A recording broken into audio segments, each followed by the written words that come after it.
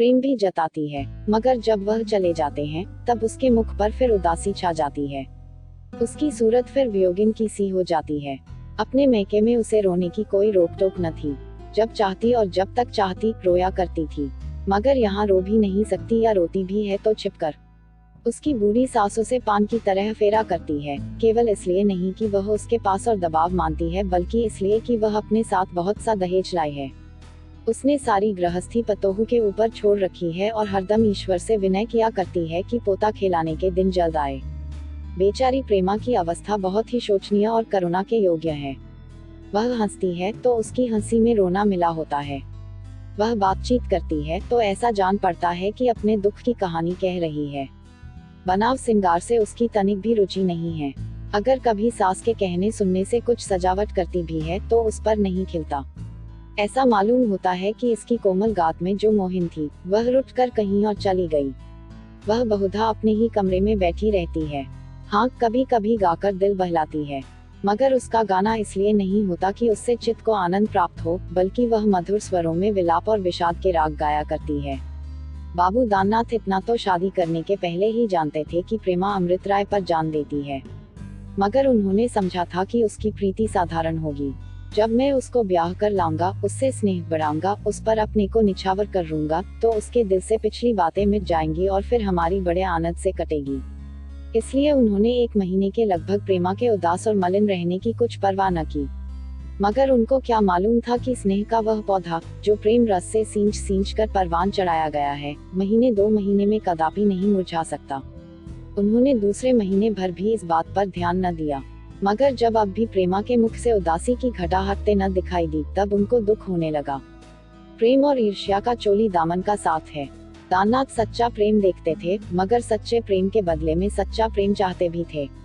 एक दिन वह मालूम से सवेर मकान पर आए और प्रेमा के कमरे में गए तो देखा कि वह सिर झुकाए हुए बैठी है। इनको देखते ही उसने सिर उठाया और आंचल से आंसू पोंछ उठ खड़ी हुई और बोली, मुझे आज न मालूम क्यों लाला जी की याद आ गई थी। मैं बड़ी देर से रो रही हूँ।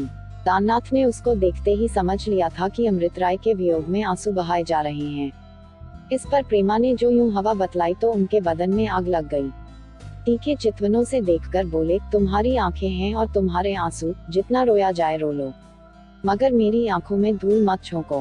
प्रेमा इस कठोर वचन को सुनकर चौंक पड़ी और बिना कुछ उत्तर दिए पति की ओर डबकाई हुई आंखों से ताकने लगी।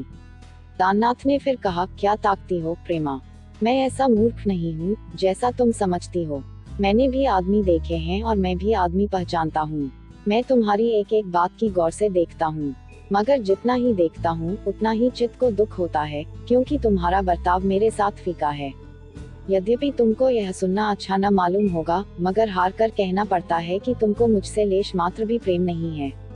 मैंने अब तक इस विषय में जबान खोलने का साहस नहीं किया था और ईश्वर जानता है कि तुमसे किस कदर मोहब्बत करता हूँ।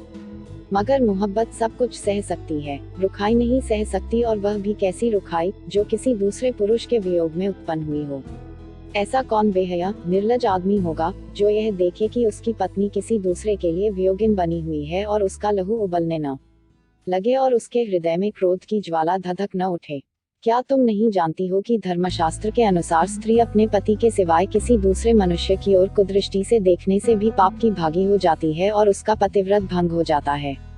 प्रेमा, तुम एक बहुत ऊंचे घराने की बेटी हो और जिस घराने की तुम बहू हो वह भी इस शहर में किसी से हेठा नहीं।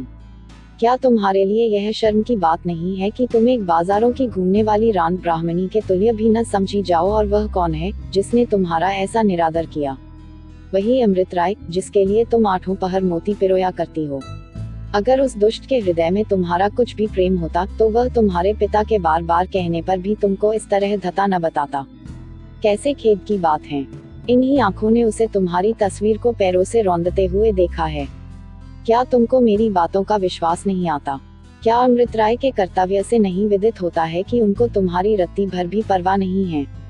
क्या उन्होंने डंके की चोट पर नहीं साबित कर दिया कि वह तुमको तुच्छ समझते हैं? माना कि कोई दिन ऐसा था कि वह विवाह करने की अभिलाषा रखते थे, पर अब तो वह बात नहीं रही। अब वह अमृत राय है जिसकी बदचलनी की सारे शहर में धूम मची हुई है।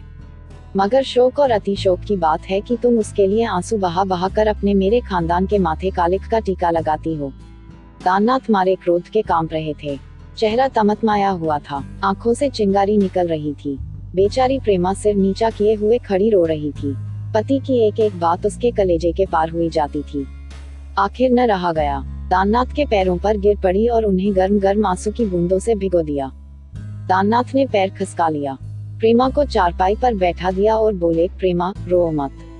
तुम्हारे रोने से मेरे दिल पर चोट लगती है।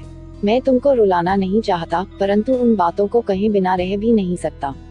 अगर यह दिल में रह गई तो नतीजा बुरा पैदा करेगी।